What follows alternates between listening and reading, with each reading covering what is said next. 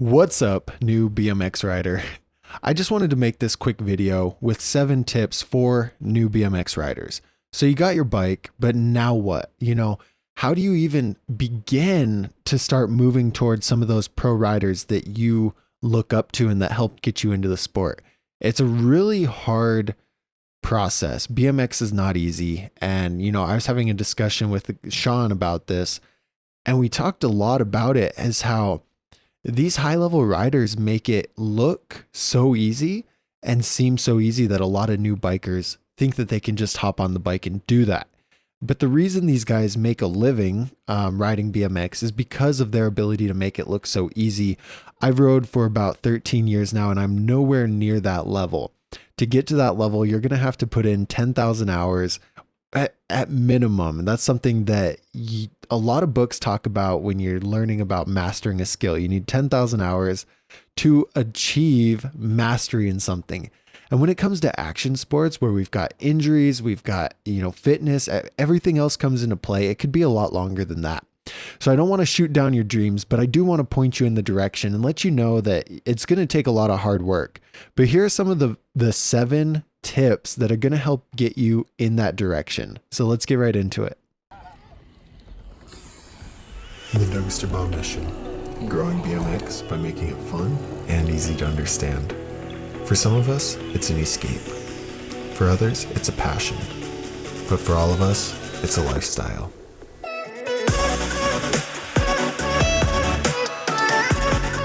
You're gonna love this sport. I'm glad you're letting me teach you everything that I know about it.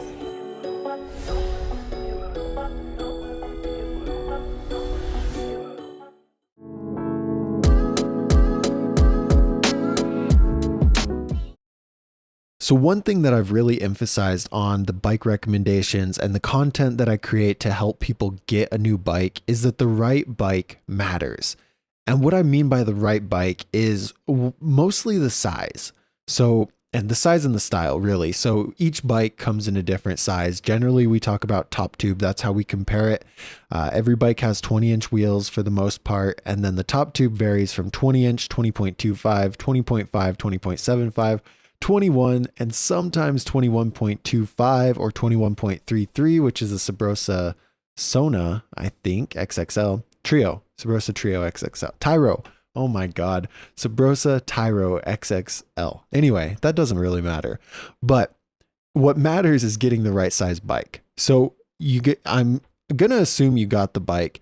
And I've had a lot of people reach out and say, wow, I bought this bike before your reviews and it is really uncomfortable. So I've got the right size now. Like, you helped me so much. And I just want to stress that that's so important, because the way you're able to maneuver the bike heavily relies on that bike being the right size for you. So if you haven't got the bike, even if you have, just Google Dougster Bob size guide, go to the size guide and click your height. And it takes you to a page that shows you exactly what size you need and how different sizes would affect your riding. So I think that's super important for any rider. But another thing to consider is, what's the bike style? So for example, the Fit Trail is a taller bike with trail geometry. So that bike is geared towards trail riders, taller trail riders, where a lot of the We the People bikes are really responsive geometry. They're more for technical street riding.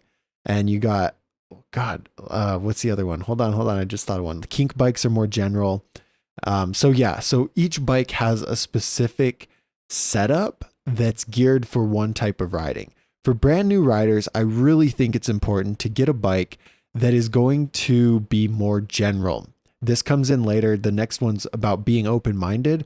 Just because you got into the sport from watching Ethan Corriere doesn't mean that you're going to love street riding, or maybe not even really excel at street riding. That's cool that he was that influence on you, but maybe you're a better dirt rider. Maybe you only have dirt at your local spot to ride. So you have to consider the style of the bike, because if you plan to ride technical street and you get a dirt specific bike, you're going to have a hard time, and it's essentially setting you up for failure. I know this. My first bike was a 19.5 inch DK Reaction. I was probably 5'8", 5'10", when I got it when I was like 13. That's pretty tall. I was really tall. And I was just hunched over all the time and I didn't have any control over it. And it wasn't until about 5, 6 years later that I actually learned about top tube size and I got a 21.25 and it was a game changer. It just felt so much more comfortable. I was able to progress and learn 3 whips and stuff like that. So it really helps. I hope you didn't buy the wrong style bike, but let's just roll into the next one, which is being open-minded.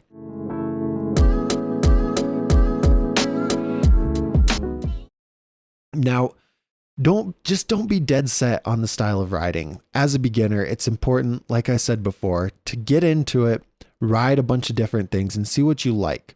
The end game, in my opinion, is being very good at everything. So Dennis Anderson kills at street, kills at dirt, kills it at park. Kevin Peraza, same thing. There's a Trey Jones. There's a handful of riders like that are well versed and very talented. And if that's your end game, that's definitely the direction you should go. And it starts with learning each one slowly. So get into it, figure out, ride a little street, see how you like it, ride a little dirt, ride a little park. And to do that, you need a bike that's going to be well-rounded, but you need to have an open mind with it. If you just go into it trying to ride street and maybe you don't have any street spots, maybe street's not for you, you're setting yourself up for failure again. So keep an open mind and just try new things, try different styles of riding, and don't be dead set on anything, really.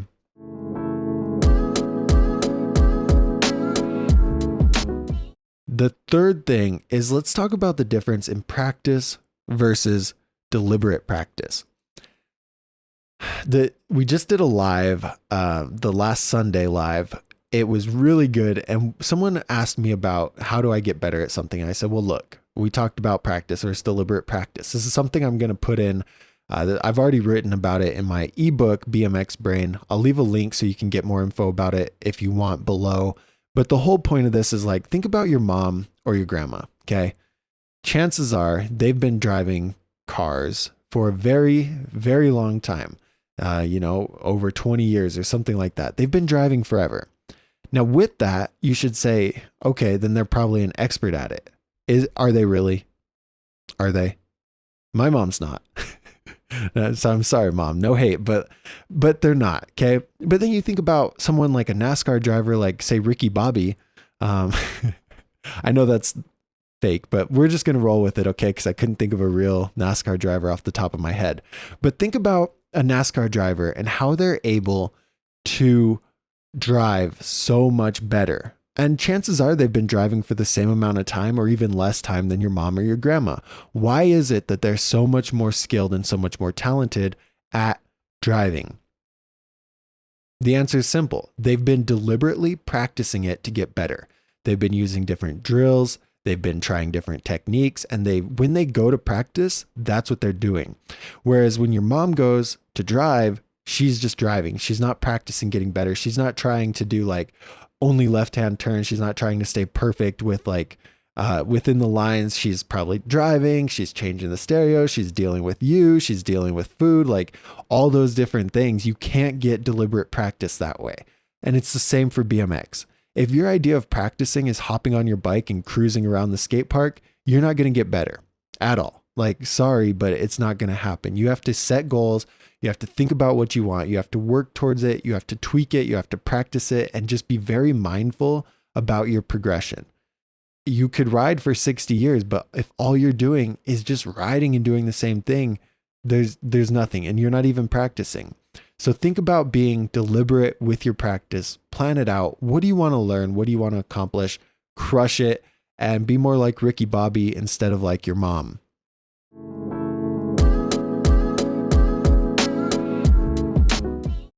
The fifth one is going to be trusting your gut. This is super important because injuries are a real thing. And if you're over 18 or your parents aren't going to pay for your medical bills, they are very expensive.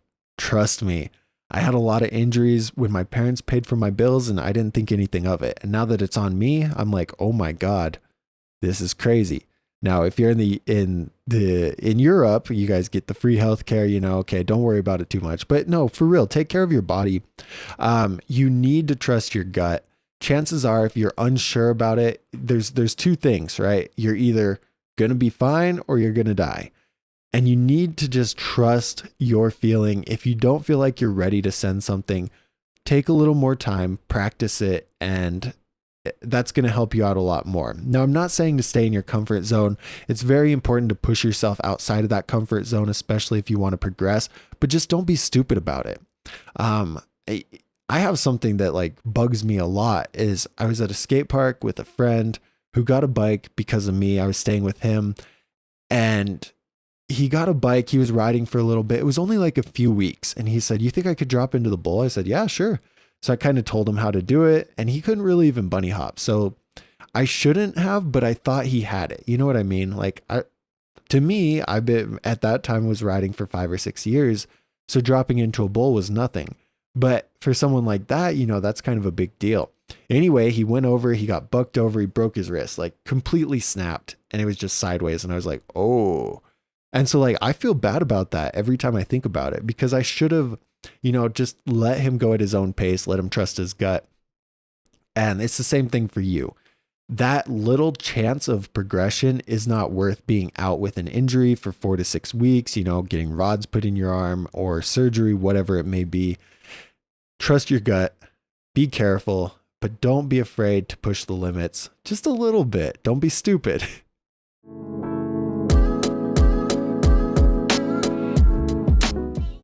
All right, number 6 is about building relationships. This is something that I learned really early on traveling with my grandpa.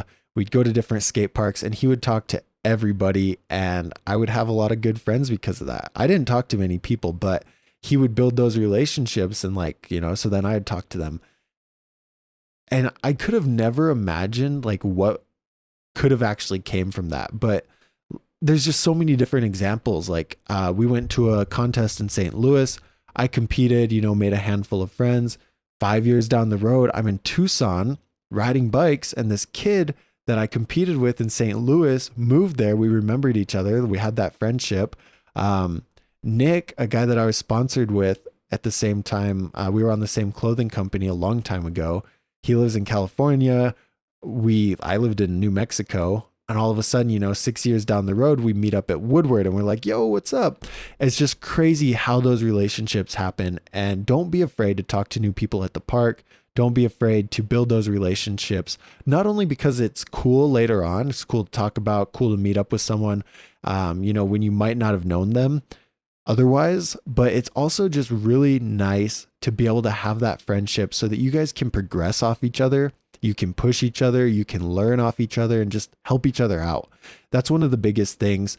I was talking to a guy about this where he lives in Chicago and doesn't have anyone to ride with. Beef BMX, shouts out. And I had the same thing. I lived in Montana. I had no one to ride with. It was just me. And you can go out and ride, but it's just not the same. When you have different people, you can challenge each other, you can learn from them, you can teach them. It just makes BMX so much more enjoyable. So take out your AirPods, go up to the biker next to you, say, "What's up? I like your bike. Let's do some stunts." Do something like that. You guys build those friendships. The only friends that have been in my life for longer than like 10 years are the people that I've ridden bikes with. They're the truest people you'll ever meet, most of them. But for real, it's a super important thing, especially when you're just starting out. Build those relationships, build those foundations.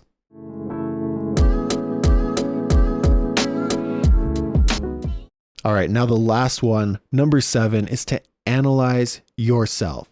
This is something that could help you out, in personal development throughout your whole life, but mostly in bikes. This is something we really wanted to incorporate in bike school. There's a link about bike school in the description if you're curious. But the big focus is, okay, you can learn the trick, right? But what are you doing and what are you doing wrong? Why doesn't it look like this? So what we talk about is filming yourself, looking at it, comparing it to our slow motion videos that we have in there, and then seeing what's different. And this is going to help you out so much. Even if you just record yourself and watch it, you can kind of pick apart, watch your feet for a second, see what your feet are doing and ask yourself, what should your feet be doing? What are your arms doing? You know what I mean? This is this is how you deliberately practice and get actually serious about trying tricks and progressing. If you're really serious about it, you're going to want to do this because it's going to change the way you progress. It's a big thing, you know, that kids I see all the time. They go in, they throw a bar spin, they don't get it around. Okay. So if it's not working, like, why do they drop in and do it the exact same way over and over and over again? It doesn't make sense to me. But we get caught in that rudder, you know, where we rudder, is that the right rut? We just get caught in that rut where we just try the same thing. We don't think about trying it differently. So by analyzing yourself, you're going to look at it and say, okay, well, I didn't land it. This didn't work. What do I need to do differently? And God, like, guys, this is some of the best advice you're ever going to find on YouTube. I hope that helps a lot. Check out the links. There's a lot of stuff in the description that can help you get better at BMX. I'm dedicating all of my 20s to getting you into the sport and getting you better, because let's face it, BMX is a lot more fun when you can do tricks, when you can travel, when you can compete, when you can ride with, you know, people on a higher level and not feel uncomfortable. You can get sponsored. Like, the possibilities are endless. I want to help you get there. If you have any questions, pop them in the comments. If you like this stuff, subscribe. If you don't, I don't care. Just kidding. But I do really appreciate everyone that's a part of the community. Don't forget, every Friday and every Sunday, you can tune in. I go live. I answer all of your BMX questions, and it's so much fun. The community in there's so many great people that help each other out. And like, you know, you guys, people who watch this, people who subscribe, you guys are doing this. You guys are building this community, making BMX more meaningful. My goal is to get my goal is to get 1 million people into the sport. I'm only at 1,000 something right now, but we're working towards it. You know, in 10 years, hopefully we can get 1 million. With your help, sharing the content, being a part of it, helping answer questions, we can achieve it. Have a great rest of your day and keep progressing. Good luck.